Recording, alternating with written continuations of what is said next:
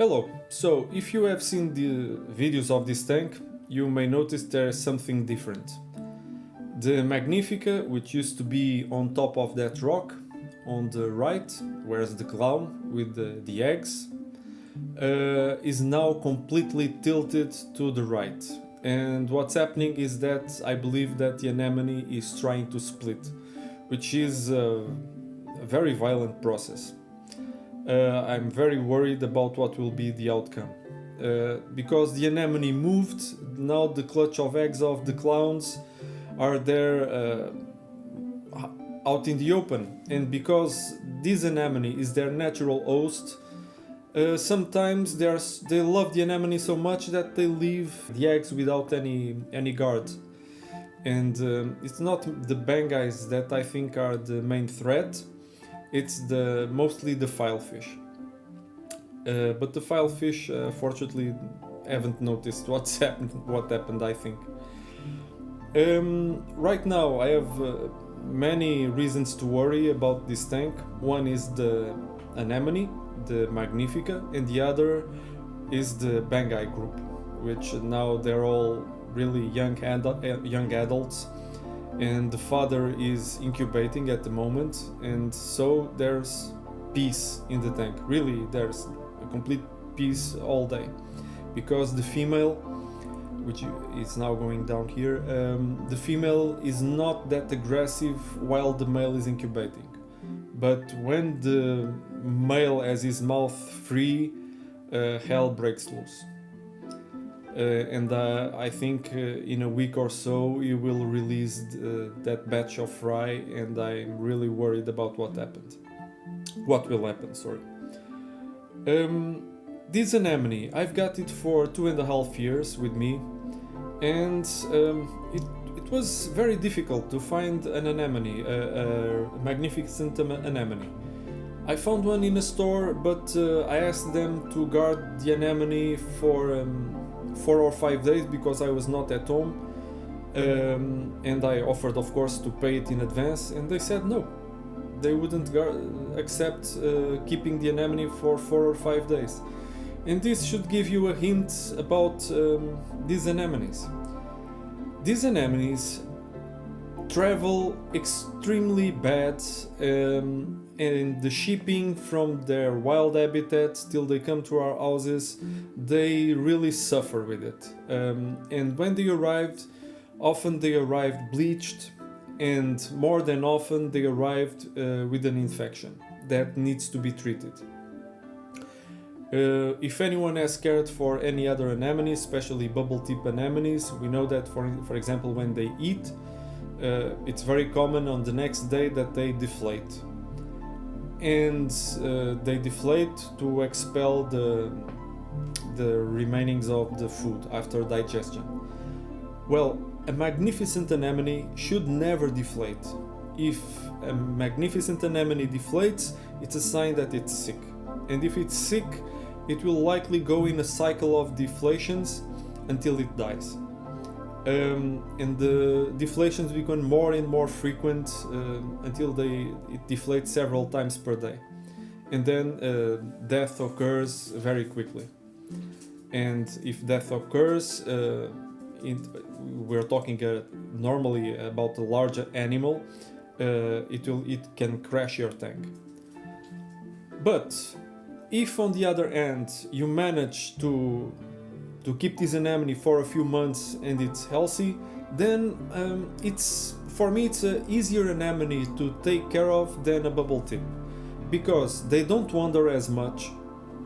This anemone has been on top of that pillar until just a few days ago, and the only reason why she decided to move to the side of that pillar is because she's trying to split. When you get one of these anemones, one of the things you should be prepared is to have an antibiotic at home before getting the anemone, because 90% chance you will need it. Normally what's used is ciprofloxacin.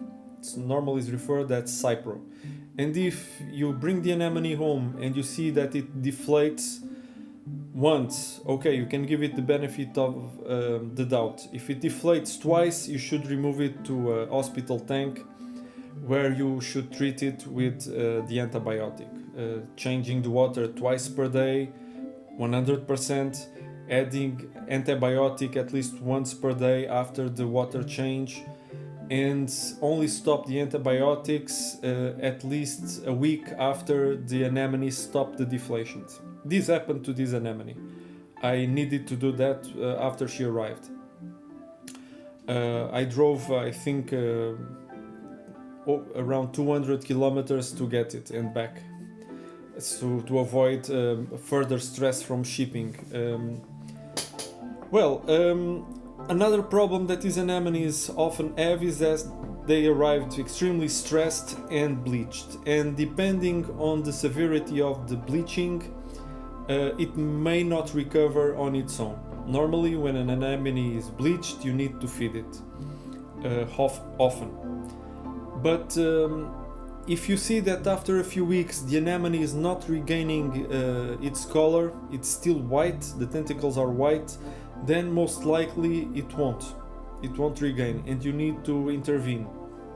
What you can do, you must find a tentacle of another anemone and place it inside a small piece of fish or shrimp and feed it to the anemone to seed the zooxanthellae inside the anemone. After that, in a few weeks, the anemone should start to regain its color. You should start to see parts of the anemone start to look dirty, brownish, which is a good sign. If you've taken care of other anemones and think that that will help you in taking care of a Magnifica, well, don't. Because most other things that you learned about while taking care of bubble tips, for example, doesn't apply to magnificent anemones. Well, a bubble tip likes to place its foot inside the crevice.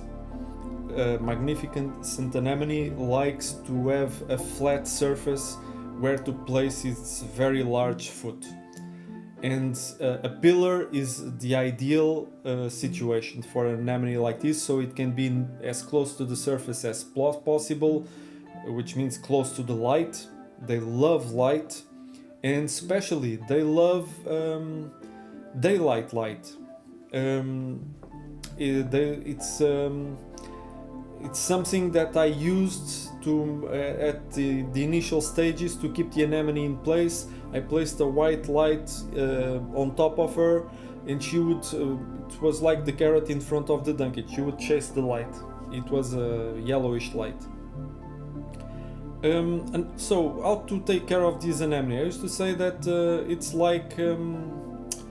like you're treating Marilyn Monroe. You should put her on a pedestal, blow her skirt up, and flood her with light. If you provide good water conditions that you normally use to keep easy SPS, it will be enough. She is very tolerant of changes after being adapted to the tank. I've noticed that.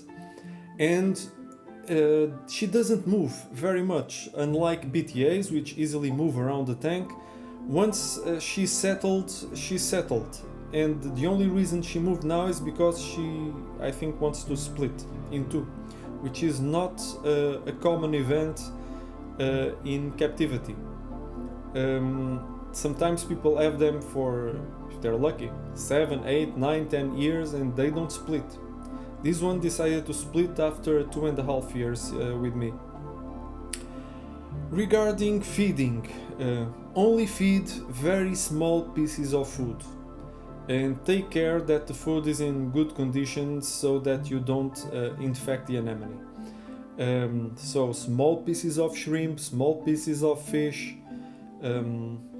So that's what I normally feed. But she also captures lots of mysis, because I broadcast feed the mysis and she captures it every day. The reason I got this anemone was because she's the natural host for Ocellaris clowns and Percula clowns, And I really noticed a big change in the clown's behavior when they got the Magnifica from what their behavior was when they had the bubble tips. They became much more connected to the anemone. They rarely go more than 5 centimeters away from the anemone. They really bonded to the anemone and they became much more aggressive, more possessive of that anemone. This clown trio, it didn't happen by choice. When I had the bubble tips, which you can see in the back, this is a side view of the tank. I decided to have a clown harem, and I got a bunch of clowns, but unfortunately they came with Brooklynella, and these were the 3 that survived the disease, which I treated with chloroquine, and these 3 survived. About 2-3 times per year at most, the small guy is expelled from the anemone. But then it only needs a few days, normally 2 or 3 days, and is back, because the clowns breed, and when they breed, the male becomes with the job of taking care of the eggs, and the the smaller one is allowed back in the anemone, and he hasn't grown at all in these years that he's been with me. Right now, they're a bit nervous because they see that there's something wrong with the anemone, I think. And the anemone, when I watch it, the way it moves on the rock, I get the feeling that there are already 2 consciences inside that anemone. Well, anemones are of a very rudimentary nervous system, and but the way it moves, I feel there's already 2 animals trapped inside one body. That's the feeling I have already. I noticed that a few weeks ago the mouth was swollen, which normally only happened when she was feeding, but it was always like that, closed but swollen. And I began to be a bit worried.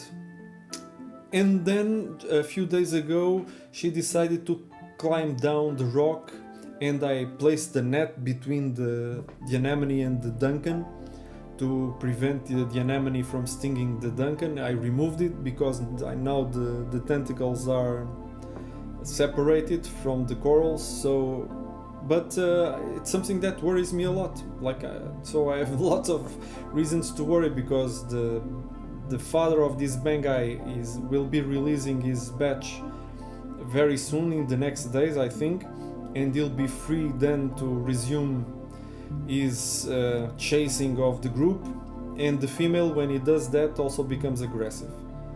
But right now I'm worried that this anemone, and I set up a webcam that has infrared light that allows me to watch the anemone when the lights are off.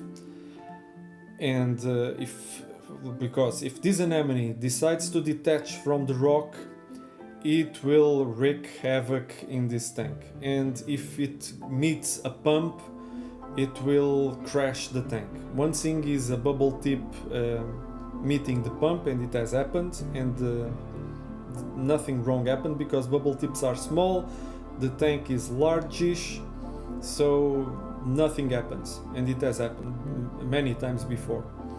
But this is a large animal, and if it meets the pump and the pump destroys it, then it destroys the whole tank. So I'm really worried, and if I wake up in the middle of the night, I immediately check the camera to see what's going on. There's a lot of activity in the tank during the night. I don't know how the clowns the clowns don't seem to rest much, as you can see. I'm not sure if they behave like this if the anemone is normally in its normal position on top, but now the reason you see the tentacles all down, it's not that the anemone is deflated at all, it's because there's a current blowing down. This is very close to the glass, and the pump is blowing water near the surface, and the water descends, blowing all the tentacles down. As you can see, there's lots of activity. The Bengal cardinals also stay active during the whole night. During the night, there are lots of things for them to eat, and I don't run any mechanical filtration for a few months now, because I really want all the micro life to be able to circulate in the tank and not be trapped in filter socks. Because these guys feed the whole night on copepods, and right before the tanks go off, the angels breed and they release the eggs, and it's a feast for the Bengal cardinals. And during the night they hunt these little things that float in the water, and so the tank is very active through the whole night. I really don't know how these fish rest. I don't think there's a moment to rest, at least for the Bengais. I can see that the angels have some sort of rest, but not really sometimes. So it's at least the goby, the diamond goby, rests. It sleeps right beneath the anemone. There's a big cave, but maybe I'm projecting my need sleeps into the fish, because I looking at what happens in the tank at night and day, I think they don't get much rest. Well, this tank is almost 18 months old. I'm hoping it will make it to the 19th month. I'm really vigilant about what will happen to this anemone. She's twisting and turning and trying to break in two, which is a process that can take a few days or a few months. Well, once again, thanks for watching.